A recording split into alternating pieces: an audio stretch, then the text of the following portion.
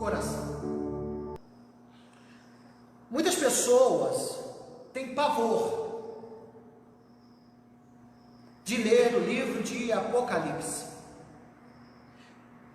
Eu talvez esteja exagerando no meu parecer, mas eu acho que para a igreja odierna, o livro de Apocalipse é o livro da Bíblia que menos se lê e menos se conhece.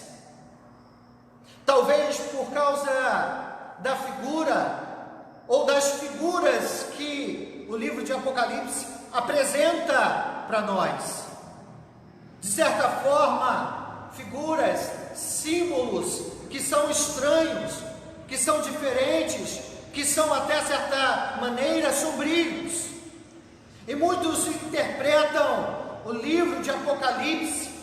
A palavra Apocalipse em si significa aquilo que é revelado ou desvelado, aquilo que estava oculto e vem à tona.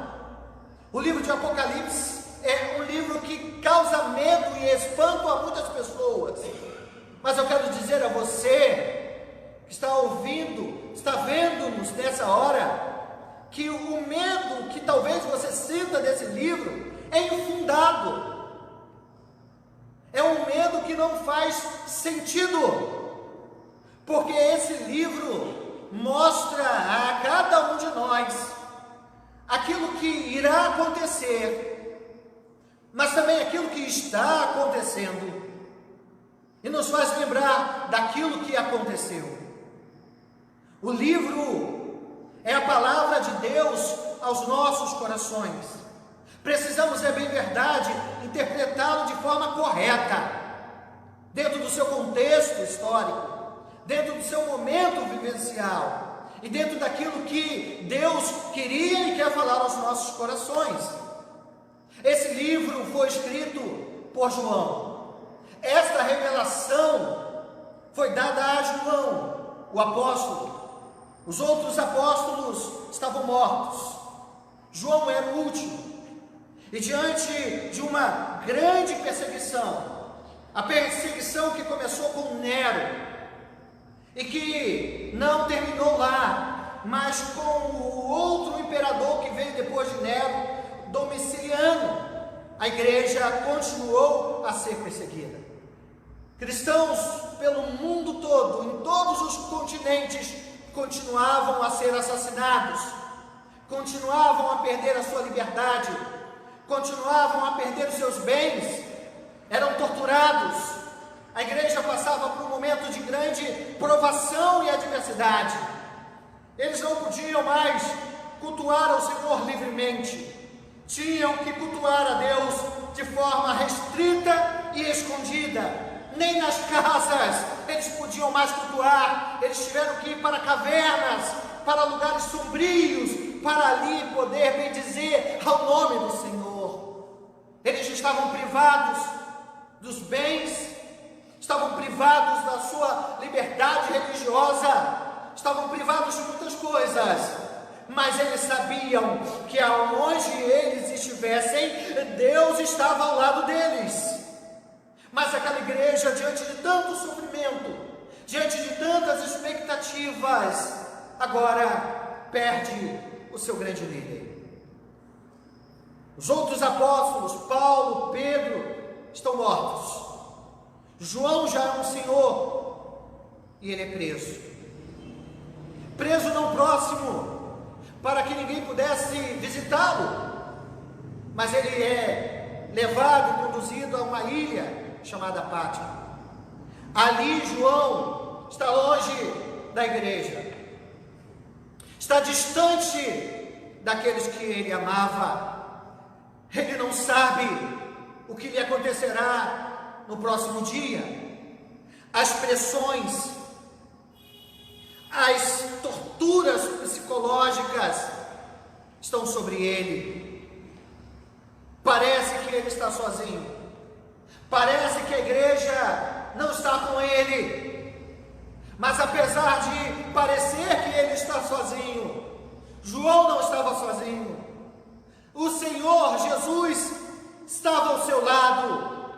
Ele estava em João, confirmando a sua palavra, quando ele diz: eis que estou convosco todos os dias.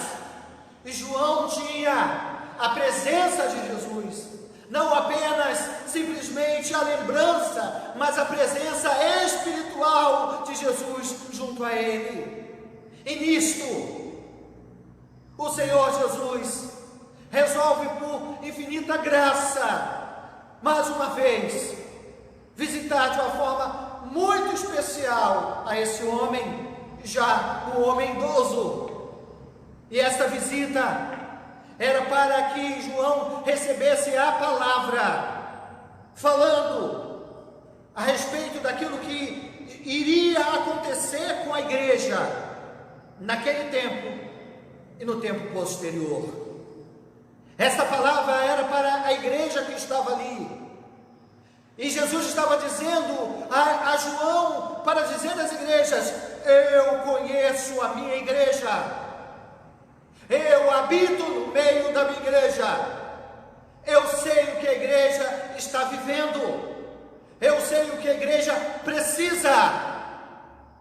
Jesus está ao nosso lado, Jesus está ao seu lado.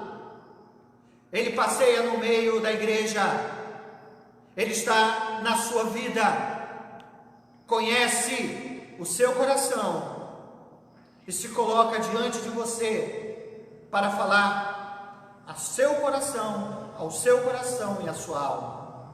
É esta mensagem que João vai trazer, mas trazendo essa mensagem a quem?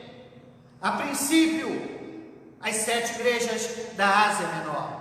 O capítulo de número 2, depois da introdução, é Jesus falando às principais igrejas, falando aos principais pontos da igreja espalhada pela Ásia Menor, aquilo que ele conhecia a respeito da igreja e aquilo que ele queria, que ele desejava para que a igreja vivesse. E como a igreja vivesse.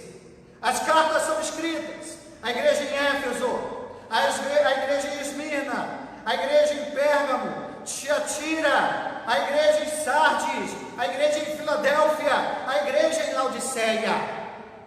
E depois de Jesus falar a cada uma dessas igrejas, através do anjo dessa igreja, que é o pastor, no capítulo de número 4, João tem uma visão. João está diante de algo. E João está diante do céu dos céus. A Bíblia, as Sagradas Escrituras, se referem aos céus de Gênesis, Apocalipse, mais de 500 vezes. No entanto, a descrição de João, não apenas no capítulo 4, nem apenas no capítulo 5, mas em cada um dos capítulos do livro de Apocalipse, são as mais completas da Escritura. E é através da visão de João, cada cristão tem o privilégio de visualizar o local aonde nós viveremos eternamente.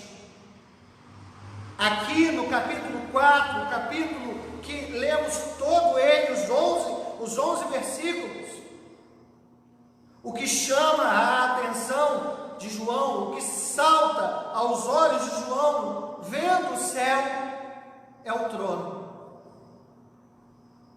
O trono que é o trono de Deus. O trono, um trono simboliza o poder de um governante. É assentado no trono que alguém que governa tem autoridade sobre o seu povo. Cada rei, durante toda a história, colocou uma coroa, um cetro e se assentou no trono. E é quando está sentado no trono que, de forma simbólica, ele está exercendo o seu governo. E a palavra no Novo Testamento a palavra trono está sempre em voga. No Novo Testamento a palavra trono aparece 62 vezes. De Mateus a Apocalipse, 62 vezes. E dessas 62 vezes, a palavra trono aparece 47 só no livro que nós estamos lendo, no livro de Apocalipse. De 62 vezes, 47 vezes a palavra trono é citada por João nesse livro. E mais interessante ainda, é que das 47 vezes que aparece o termo trono, 13 vezes nós lemos nesse capítulo 4. Capítulo 4 tem 11 versículos, e desses 11 versículos, aparecem 13 vezes a palavra trono. Por quê? Porque que João relata e ele mostra em cada uma das partes da visão que está vendo o céu, que está vendo o lugar em que Deus habita, que está vendo o lugar em que Deus está, e ali ele vê Deus sentado no trono. E em cada versículo ele vai demonstrar e vai relembrar que Deus está sentado de uma forma e para uma coisa. Por que será que João dá tanta ênfase? Você pode entender então, antes de responder isto, que a palavra trono é uma das palavras-chave desse texto. Eu pedi para você não fechar a Bíblia. Olha o que diz o verso 1 e o verso 2 do capítulo 4. Depois destas coisas, que coisas são essas? Depois dele chamar a atenção à igreja, às 7 igrejas, que representam a igreja espalhada na superfície da terra, depois dele falar sobre as qualidades da igreja, depois dele falar também sobre os defeitos da igreja, e depois dele falar que Deus, o Senhor, estava com a igreja. Agora, depois de tudo isso, depois dessas coisas, ele olhou de novo, e eis que havia uma porta, e essa porta estava aberta no céu. Quando eu olho para esse texto, eu vou até o Antigo Testamento, quando Jacó estava lançado sozinho no deserto. Peraí, ele achava que estava sozinho, mas Deus estava lá. E enquanto ele estava ali, ele viu uma escada, e anjos subiam e desciam. João aqui diz que ele viu uma porta, a porta do céu estava aberta. Esta porta estava aberta, e então ele viu uma voz, e esta aqui era a voz daquele que havia falado com ele. Diz a ele: eis que te mostrarei. O que ele mostraria? O que haveria de acontecer. Aquela visão, ele estava vendo o céu aberto. A voz diz: olha, eu vou lhe mostrar o que vai acontecer.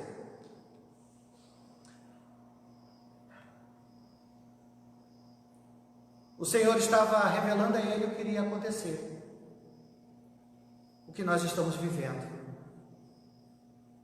os últimos tempos. E por isso João precisava estar atento a todas essas coisas que iriam no seu devido tempo acontecer. O verso 2 diz que imediatamente ele se achou em espírito, não fisicamente, mas João foi levado em espírito, e eis armado do céu um trono. Opa! Agora ele está olhando, está vendo, a porta está aberta, ele está vendo o céu, ele está no próprio céu espiritualmente falando, e lá ele vê a primeira coisa, um trono. Havia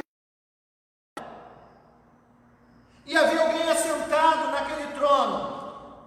Alguém estava sentado no trono. Quem estava sentado no trono? Quem era aquele que falava com ele?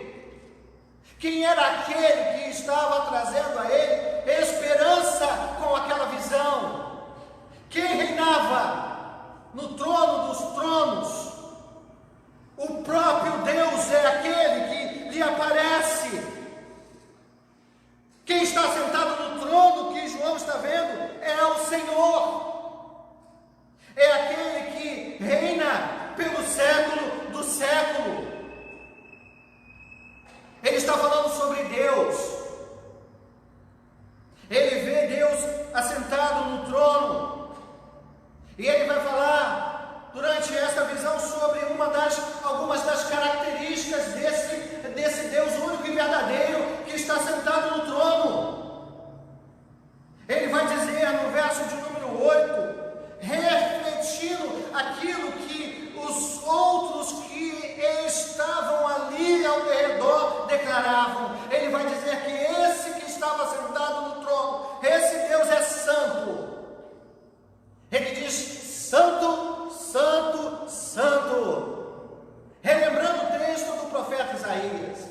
O Pai é santo, o Filho é santo, o Espírito é santo.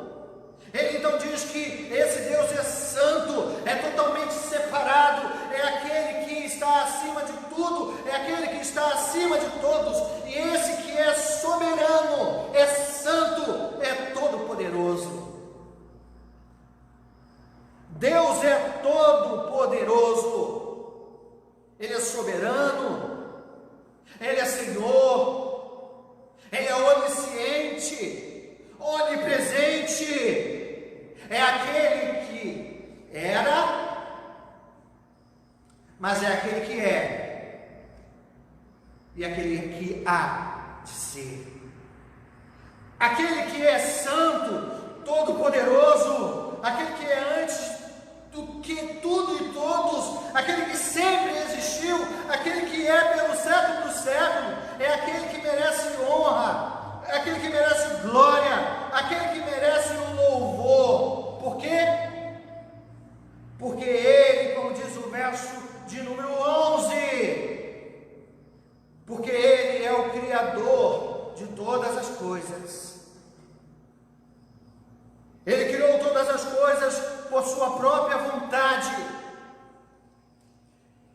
Assim como está escrito lá em Gênesis, no capítulo 1, Deus disse: haja, e tudo veio à existência.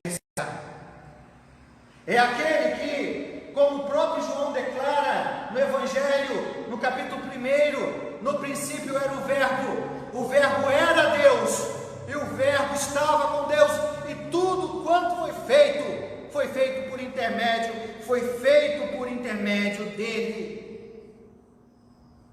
O Deus único e soberano, Ele é santo, todo-poderoso, insondável, tremendo, e Ele, esse Deus, está reinando. João, na sua visão, relata o céu, a porta do céu é aberta, e esse trono está no céu. Deus está reinando acima de tudo e acima de todos. Deus está assentado no seu trono, e do seu trono Ele governa o universo. Do seu trono Ele governa a nossa vida.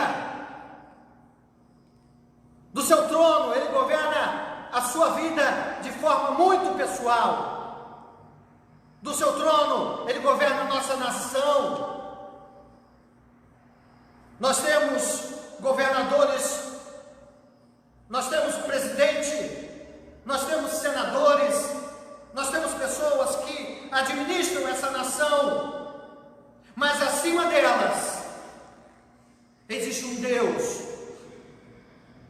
que dita, e a primeira palavra pertence a Ele. Deus está reinando acima de tudo e acima de todos. Deus é o Deus da história. Sim, Ele é o Deus que criou a história da humanidade. Alguns acreditam que Deus criou o universo, criou os seres humanos, e então depois disso se desgostou do que fez e abandonou a sua criação, abandonou a sua criatura. Alguns acreditam que somos governados pelo acaso, mas aqueles que acreditam desta forma estão muito enganados, porque apesar de tudo parecer fora do lugar, tudo que está acontecendo exatamente, nem um pouco para a esquerda, nem um pouco para a direita, nem um pouco para trás, nem um pouco para frente, está acontecendo exatamente como Deus planejou. A sua vida foi planejada por Deus, a sua história foi escrita por Deus, e nenhuma praga, nenhuma recessão, nenhum momento de adversidade poderá mudar os planos que Deus tem para a sua vida, para a sua família. Esse texto, essa revelação, essa verdade que Deus está reinando, me conduz a um grande texto do Antigo Testamento, quando no Salmo 139, somos confrontados com esse Deus que está reinando. Não precisamos sentir medo. Quando olhamos e lemos o Salmo 139, nós não sentimos medo, mas nós sentimos confiança. Eu quero compartilhar com você esse texto. Eu não posso deixar de compartilhar com você esse texto, porque nesses dias, esse texto tem falado ao meu coração, e eu sei que falará ao seu coração.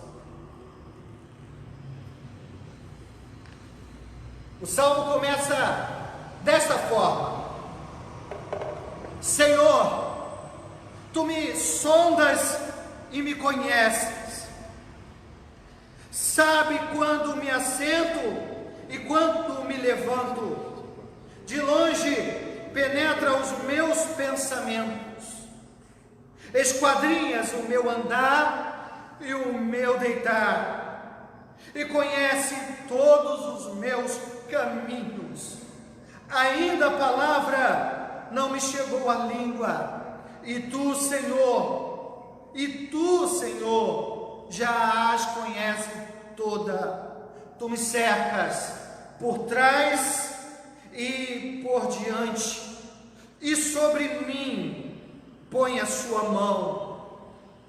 Então Davi para diante desta descoberta, diante desta realidade, da realidade de um Deus que sonda o profundo do seu coração, sonda e conhece aquilo que ninguém mais conhece.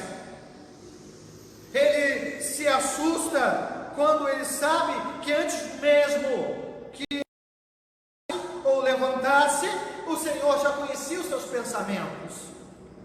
Ele se assusta quando ele entende que o Senhor esquadrinha o seu andar, o seu deitar, e conhece cada um dos seus passos. Ele se levantou, Deus já conhece os seus pensamentos. Quando ele ia dar um passo para a esquerda, Deus já sabia que ele ia dar um passo para a esquerda. Quando ele ia dar um passo para a direita, Deus já sabia que ele ia dar um passo para a direita. Quando ele ia para frente ou para trás, Deus já sabia. E ele então, diante daquela verdade, revelou o entendimento. Então ele continua. A partir do momento que ele descobre que Deus é soberano, é onisciente, onipresente, que Deus está em todos os lugares, prescruta todas as mentes, o mais profundo, ele então declara: para onde então me ausentarei do teu Espírito? Para onde fugirei da tua face? Para onde eu poderei ir? Porque Ele está lá. Se faço a minha cama no mais profundo abismo, lá também Deus está. Se tomo as asas da alvorada e me detenho nos confins dos mares, quem sabe disso é Jonas, né? Ainda lá haverá, não apenas de ir, Deus. O que o salmista quer dizer com isso? Se eu estiver no mais alto patamar, ou se eu estiver no mais profundo do abismo, se eu estiver muito longe de casa, ou se estiver muito próximo de casa, aonde eu estiver, seja na casa da alegria ou da tristeza, seja na fartura ou na provação, seja em saúde ou debilitado, seja andando na centralidade da vontade de Deus ou até mesmo fazendo aquilo que não é a vontade de Deus, aonde eu estiver, fazendo o que eu estiver, ainda ali e ainda assim me guiará a tua mão. Glória a Deus. Seja qual for a circunstância que o filho e a filha de Deus estiver vivendo, Deus estará com ele. Deus está com você nesta noite. Deus passa com você pelas suas aflições. Deus jamais te deixará. Deus continuará a te guiar. E a sua destra nos sustentará. Deus nos dará o pão de cada dia. Deus nos levará em segurança. E ele vai dizer ainda, e se digo no verso 11, que as trevas com efeito me encobrirão, a luz ao meu redor se fará noite, é o dia da adversidade, é o dia da prova de verdade chegando. Ele diz, até as próprias trevas não te serão escuras. As trevas e a luz são a mesma coisa. Por quê? Pois tu formaste o meu interior. Tu me teceste no seio de minha mãe. Aquele que reina, aquele que está sentado no trono, foi ele que nos fez. Nós não somos um acidente em meio a um percurso. Nós somos um projeto de Deus. Deus, antes da fundação do mundo, já havia decretado a nossa existência. E essa revelação traz adoração, traz louvor ao coração do salmista. E ele diz, graças te dou, visto que por modo assombrosamente maravilhoso o Senhor me formou. As tuas obras são maravilhosas, a minha alma sabe disso muito bem. E ele vai remontar então a sua criação. Os meus ossos não te foram encobertos quando no oculto foi formado, quando nas profundezas da terra vinha a existir. Os teus olhos, sim, diz ele, me viram a substância ainda informe.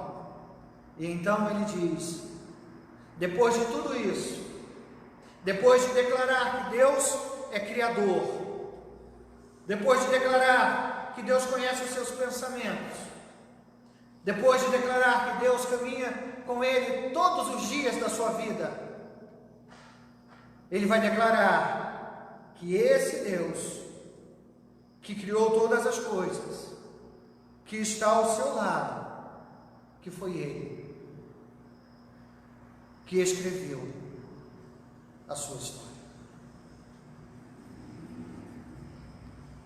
Ele diz, e no teu livro foram escritos não apenas alguns dos dias. Deus não escreveu uma parte da história. Deus não escreveu apenas a parte boa, feliz da sua história. Deus não é aquele que quando você erra diz, fui eu que Esqueci, eu estava dormindo ou viajando e esqueci de escrever essa parte, o diabo escreveu. Não. Ele está dizendo aqui que no teu livro foram escritos todos os meus dias. Nesse grandioso livro, a tua história e a minha história foi escrita. Cada parte, cada particularidade, cada dia, cada hora, cada segundo da minha existência, da sua existência, foi escrito nesse livro. E o mais absurdo, ao lermos esse texto, o mais absurdo para aqueles que não têm profundidade com Deus, absurdos para aqueles que não conhecem Deus, absurdo para aquele que não tem uma vida de intimidade com Ele. Esses não conseguem compreender o que vem a seguir. Mas para aqueles que nasceram de novo, para aqueles que Deus continua a se revelar dia a dia, para aqueles que Deus quer e mantém diariamente um relacionamento com eles, para eles que na verdade é para nós, isto faz todo o sentido, porque ele diz que no livro dele foram criados, foram feitos, foram anotados todos os nossos dias, cada um desses dias, cada uma dessas eras, dessas histórias vividas por nós, foram escritos e determinados. A sua história, a minha história, foi determinada por Deus. Eu estava conversando, tentando consolar um coração, e eu falei para essa pessoa a seguinte verdade: nada do que você fez, ou nada daquilo que você imaginou que poderia ter feito, poderia mudar a realidade que você está vendo aqui. Porque quando perdemos alguém, a primeira coisa que nós pensamos é: eu podia ter feito assim, eu podia ter feito desta forma. E eu disse para ela: este foi um momento marcado por Deus para colher aquele que era precioso para Ele. A nossa história está escrita. O seu dia, o meu dia, está escrito no livro da vida. A nossa história foi escrita, determinada, antes que ela viesse a existir. É isso que ele conclui dizendo: cada um deles escrito e determinado, quando nenhum deles havia ainda. Você está preocupado com esses dias? Você tem se preocupado com o que nos está acontecendo? Você está preocupado com o amanhã? Você está preocupado com pagar a sua conta ou não? Saiba que Deus, esse Deus, continua governando a sua vida, e jamais, porque Ele escreveu a tua história, jamais te deixará. Esse Deus é o Senhor da história. Ele mesmo escreveu. A Ele nós nos juntamos com a proclamação dos seres viventes no verso 11 e dizemos: Tu és digno, Senhor, e Deus nosso, de receber a glória, a honra e o poder, porque todas as coisas Tu criastes, sim, por causa da tua vontade, vieram a existir e foram criadas todas as coisas. Que nesse tempo da adversidade, você traga a sua memória ao seu coração, que o Senhor Jesus continua reinando. E se Ele reina, Ele conduzirá a sua vida, Ele conduzirá a sua existência e da sua família, até você entrar no céu dos céus. Você não está sozinho.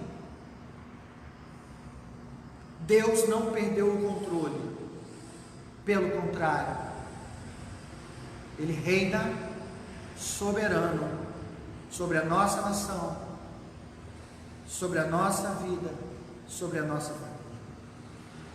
Que você nunca esqueça desta verdade. Deus está assentado no seu trono e Ele diz o sim e o amém. Eu quero te convidar a fechar